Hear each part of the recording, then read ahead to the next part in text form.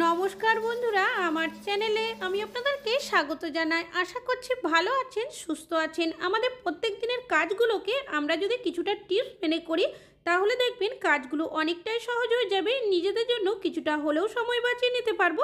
তেমনই কিছু ছোট ছোট ইউজফুল টিপস আপনাদের কাছে শেয়ার করব। চলুন দেখে নেওয়া যাক আজকের প্রথম টিপসটা। বেশ কিছুটা জামা কাপড় মেলার ক্লিপ। এই ধরনের ক্লিপ কিন্তু আমাদের প্রত্যেকেরই বাড়িতে রয়েছে। তবে অনেক সময় কি হয়, এই ক্লিপগুলো দেখবেন আমরা এদিক ওদিক রেখে দিই, যখন প্রয়োজন হয় আমরা কিন্তু হাতের কাছে খুঁজে পাই না, তখন অনেকটাই সমস্যা হয়। তো আপনারা এই ক্লিপগুলো এমন কিভাবে রাখলে একটা জায়গার মধ্যে গোছানো থাকবে। আমি এখানে নিয়েছি একটা প্রেসার কুকারের ঢাকনা। আমাদের প্রত্যেকেরই বাড়িতে কিন্তু প্রেসার কুকার রয়েছে, তবে ঢাকনার মধ্যে যে রাবারটা থাকে অনেক সময় ঢিলে হয়ে যায়। তখন কি করি, এই রাবারটা আমরা কিন্তু বাড়িতেই রেখে দিই, কোনো কাজে ব্যবহার করি না বা হয়তো ফেলে দিই। তো এই রাবারটার মধ্যে যদি ক্লিপগুলো আপনারা এইভাবে করে লাগিয়ে রাখেন, সেক্ষেত্রে কি হবে, একটা জায়গার মধ্যে গোছানো থাকবে। যখন প্রয়োজন হবে আপনারা কিন্তু এখান থেকে ব্যবহার করতে পারেন।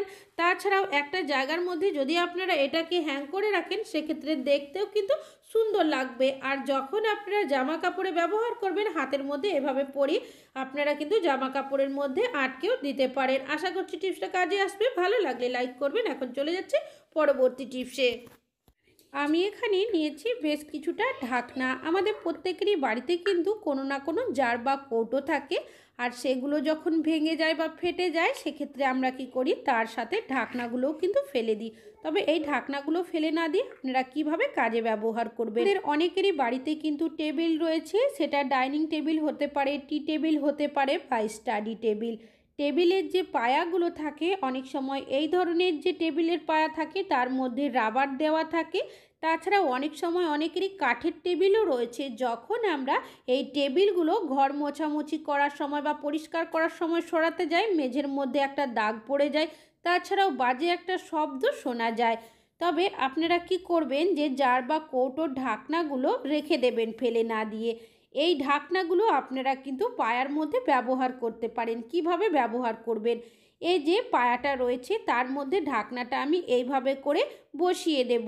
এইভাবেই আপনারা যদি চারটে পায়ার মধ্যে ঢাকনাগুলো বসিয়ে দেন, তাহলে কি হবে, যদি আমরা এই টেবিলটা একটু সরিয়ে নিই বা ঘর মোছামুছি পরিষ্কার করার সময় সরাতে যাই, সেক্ষেত্রে আমাদের মেঝের মধ্যে দাগও পড়বে না, আর বাজে একটা আওয়াজ যেটা হয় সেটাও কিন্তু হবে না। আমরা এইভাবে করে সহজেই কিন্তু সরিয়েও নিতে পারি। আশা করছি আপনাদের এই টিপসটি কাজে আসবে। ভালো লাগলে লাইক করবেন। এখন চলে যাচ্ছে পরবর্তী টিপসে। জিনিসপত্রের দাম যতই বেশি হয়ে যাক না কেন, যতটা প্রয়োজন সেটা কিন্তু না দিলেও হয় না। তবে একটা জিনিস লক্ষ্য রাখতে হবে, যাতে কোনোভাবে অপচয় না হয়। আমরা আদা কিন্তু প্রত্যেকেই রান্নাবান্নাতে কম বেশি ব্যবহার করে থাকি। তবে আদা ব্যবহার করার আগে আমরা কিন্তু প্রত্যেকেই আদার খোসাটাকে ছাড়িয়ে নিই। যখন আদার খোসা ছাড়াই কেউ ছুরির সাহায্যে বা কেউ বটির সাহায্যে আদার খোসাটা ছাড়িয়ে নিই, এতে দেখা যায় আমাদের অনেকটাই আদাও নষ্ট হয়, আর আমাদের আঙুল কেটে যাওয়ারও সম্ভাবনা থাকে। আমরা যদি চামচের যে হ্যান্ডেলটা থাকে সেটা দিয়ে এইভাবে করে আদার খোসাটা ছাড়িয়ে নিই, সেক্ষেত্রে আমাদের কিন্তু আদাও নষ্ট হবে না, আর আমাদের হাত কেটে যাওয়ারও কিন্তু সম্ভাবনা থাকবে না। আশা করছি আপনাদের টিপসটা কাজে আসবে। ভালো লাগলে লাইক করবেন। এখন চলে যাচ্ছি পরবর্তী টিপস।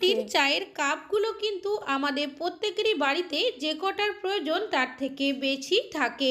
বিশেষ করে যখন আমরা মেলায় যাই, দেখবেন অনেকে কিন্তু এই ধরনের কাপগুলো আমরা নিয়ে আসি বেশ কটা কিনে। তবে নতুন কাপ নিয়ে এলেই আমাদের মনে হয় যে সেই কাপের মধ্যে একটু চা কফি খায়। তবে গরম চা কফি দেওয়ার সাথে সাথেই অনেক সময় ফেটে যায়, কখনো কখনো দেখা যায় ভেঙেও যায়, আবার অনেক সময় হ্যান্ডেলটাও কিন্তু ছেড়ে যায়। ধরনের সমস্যা তখনই হয় যখন চীনামাটিগুলো ঠিকভাবে না শোকায়, একটু কাঁচা থেকে যায়, তখন গরম চা কফি দেওয়ার সাথে সাথেই কিন্তু এই সমস্যাটা হয়ে থাকে। আপনারা যখনই নতুন এই ধরনের চীনামাটির কাপ বা কফি মগ কিনে নিয়ে আসবেন, একটা বড় সাইজের পাত্র নেবেন, তার মধ্যে দিয়ে দেবেন বেশ কিছুটা পরিমাণের কুসুম গরম জল, আর দিয়ে দেবেন সামান্য পরিমাণের লবণ। লবণটা দিয়ে ভালোভাবে মিশিয়ে নেব। এবার এই মিশ্রণের মধ্যে আপনারা আপনাদের নতুন কাপগুলো এইভাবে করে ডুবিয়ে রেখে দেবেন 5 মিনিটের জন্য। এইভাবে যখনই এই মিশ্রণের মধ্যে আপনারা চীনামাটির কাপগুলো এভাবে রাখবেন, দেওয়ার সাথে সাথে দেখবেন এইভাবে একটা বুদবুদের সৃষ্টি হবে। তাহলেই কিন্তু আপনারা বুঝতে পারবেন যে এই চীনামাটির কাপগুলো কিন্তু ঠিকভাবে শোকানো ছিল না, কাঁচা ছিল, যার কারণে কিন্তু এইভাবে বুদবুদের সৃষ্টি হচ্ছে। তারপর আপনারা এখান থেকে কাপগুলো তুলে নেবেন। ভালোভাবে ধুয়ে আপনারা ব্যবহার যদি করেন সেক্ষেত্রে দেখবেন সহজেই কিন্তু এই কাপগুলো ফেটে যাবে না বা ভেঙে যাবে না। আশা করছি টিপসটা কাজে আসবে। ভালো লাগলে লাইক করবেন। এখন চলে যাচ্ছি পরবর্তী টিপসে। আমরা অনেকেই কিন্তু রান্নাবান্না করার জন্য লঙ্কা গুঁড়োর ব্যবহার করে থাকি, তবে লঙ্কা গুঁড়ো যেহেতু অনেকটাই ঝাল হয়ে থাকে খুব বেশি ব্যবহার করা হয় না। আর ব্যবহার না হলে বেশ কিছুদিন যদি থেকে যায় সেক্ষেত্রে লঙ্কা গুঁড়োর মধ্যে দলা পেকে যায়, আস্তে আস্তে পোকা ধরে যায়, তখন কিন্তু পুরো লঙ্কা গুঁড়োটাই নষ্ট হয়ে যায়। আর কোনো জিনিস কিনে নিয়ে এসে এভাবে নষ্ট করা কিন্তু উচিত নয়। লঙ্কা গুঁড়ো নিয়ে আসবেন, কৌটো বা জারের মধ্যে ঢেলে রাখার পর দিয়ে দেবেন একদম সামান্য পরিমাণের সর্ষের তেল। এখানে সর্ষের তেলেরই ব্যবহার করতে হবে।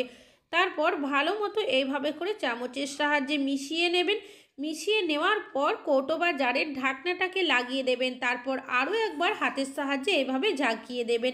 সর্ষের তেলের মধ্যে একটা স্ট্রং ফ্লেভার থাকে, যার জন্য শুকনো লঙ্কা গুঁড়োর মধ্যে কিন্তু কোনোভাবেই আপনাদের পোকা ধরবে না যতদিনই থাকুক না কেন। আর এইভাবে রাখলে অনেক দিন ভালো থাকবে। ভালো লাগলে লাইক করবেন। এখন চলে যাচ্ছি পরবর্তী রান্নাবান্না। আমরা কম বেশি প্রত্যেকেই করে থাকি, তবে অনেক সময় দেখবেন প্রেশার কুকারে রান্নাবান্না করার পর এইভাবে করে প্রেশার কুকারের তলার সাইডে কিন্তু লালচে একটা দাগ পড়ে যায়। যদিও আমার খুব বেশি পড়েনি, অনেকেরই দেখবেন অতিরিক্ত যদি লালচে দাগ পড়ে যায় সহজে কিন্তু ঘষাতে পারে না, অনেকটাই ঘষা মাজা করতে হয়। দিয়ে দিয়েছি সামান্য পরিমাণের বেকিং সোডা আর নিয়েছি এখানে আমি কোলগেট। সামান্য পরিমাণের কোলগেট দিয়েছি, আপনারা যে কোনো সাদা ধরনের টুথপেস্টের ব্যবহার করতে পারেন। আর নিয়েছি এখানে আমি ভিনিগার, সামান্য পরিমাণের ভিনিগার এর মধ্যে দিয়ে দেব। আপনারা চাইলে এখানে লেবুর রসেরও ব্যবহার করতে পারেন। এবার এই তিনটে যে উপকরণ দিলাম আপনারা চাইলে হাত দিয়ে এইভাবে লাগিয়ে নিতে পারেন, তবে আমি স্ক্রাবারের সাহায্যে হালকাভাবে এইভাবে করে লাগিয়ে রেখে দিলাম। তবে আপনারা চাইলে এইভাবে 5 মিনিট রাখতে পারেন। আমি কিন্তু সাথে সাথে এইভাবে হালকাভাবে ঘষে নিচ্ছি। এরকম করলেই দেখবেন আপনাদের প্রেশার কুকারের তলার সাইডে যতই লালচে দাগ পড়ুক না কেন একদম সহজেই কিন্তু উঠে যাবে। কুকারের তলার সাইডে নর্মালভাবে পরিষ্কার করতাম, সেক্ষেত্রে অনেকটাই ঘষা মাজা করতে হতো, এমনকি অনেকটাই পরিশ্রম করার পরেও দেখা যেত ঠিকভাবে পরিষ্কার হতো না। এইভাবে আমরা কিন্তু সহজেই পরিষ্কার করে নিতে পারি। তাছাড়াও যেহেতু এখানে কোলগেটের ব্যবহার করেছিলাম, এটা কিন্তু একদম চকচকে পরিষ্কার হয়ে গেছে। আশা করছি টিপসটা কাজে আসবে। এখন চলে যাচ্ছে পরবর্তী টিপস। একটা দুধের পাত্র আমাদের প্রত্যেকেরই বাড়িতে কিন্তু কম বেশি দুধ নিয়ে আসা হয়ে থাকে। যে পাত্রের মধ্যে আমরা দুধ জাল করি, দুধ শেষ হওয়ার পরেও দেখা যায় কিছুটা দুধ বা দুধের সর কিন্তু থাকেই।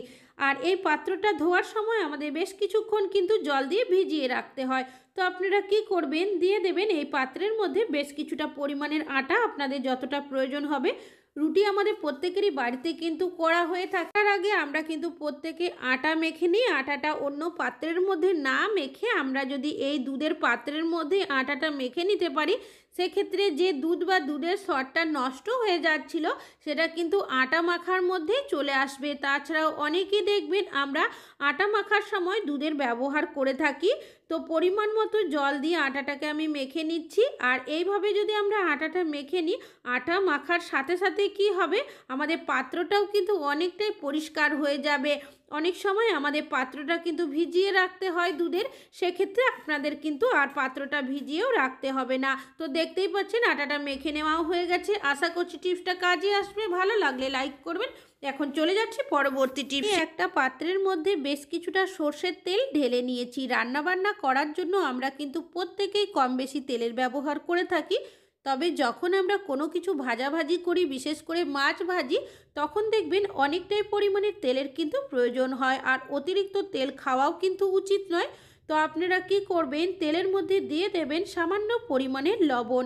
আমি এখানে একটা পাত্রের মধ্যে লবণটা দিয়ে মিশিয়ে নিচ্ছি। আপনারা চাইলে যে বোতল বা ফানেলের মধ্যে তেলটা রান্নাতে ব্যবহার করেন তার মধ্যেও লবণটা দিয়ে মিশিয়ে নিতে পারেন। তো দেখতেই পাচ্ছেন এটা মেশানোর কারণে তেলের ঘনত্বটা কিন্তু অনেকটাই বেশি হয়ে গেছে। এবার এই তেল দিয়ে যদি আপনারা কোনো কিছু ভাজাভাজি করেন বা রান্নাবান্না করেন, সেক্ষেত্রে তেলের পরিমাণ কিন্তু অনেকটাই কম লাগবে। যদি লবণ মিশিয়ে নেওয়ার পর সেই তেল দিয়ে পুরো 1 মাস আমাদের রান্না করা হয়, সেক্ষেত্রে দেখবেন তেলের খরচ কিন্তু আমাদের অর্ধেক কমে যাবে।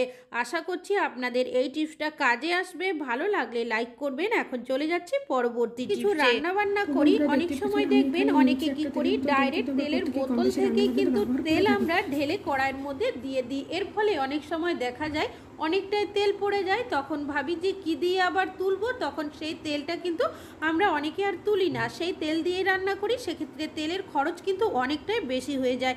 তবে আপনারা যে বোতলের মধ্যে তেল রাখেন সেই বোতলটাকে কিভাবে ব্যবহার করবেন, আমি এখানে নিয়েছি একটা খালি পেন।